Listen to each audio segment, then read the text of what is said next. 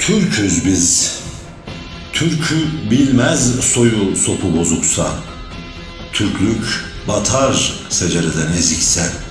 Hele bir de devşirmeden büzükse. Hep ümmettir, milletini göremez. Türküm demek yürek ister, kan ister, şeref ister, şöhret ister, şan ister. Kahramanca verilecek can ister. Türk olmayan bu duyguyu bilemez. Oğuz Han'dan Atatürk'e Türküz biz.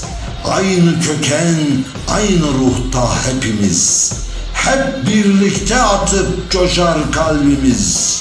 Bizi bizden başka kimse sevemez. Bak tarihe, dedem Korkut nerede? Koç yiğitler hepsi bizim yörede. Türkçe akarsular bizim derede. Yaban eller gülümüzü deremez. Yunus Emre, Hacı Bektaş özümüz. İri olmak, diri olmak sözümüz. Bir Allah'a, Hakk'a dönük yüzümüz. Bu deryaha şerefsizler giremez.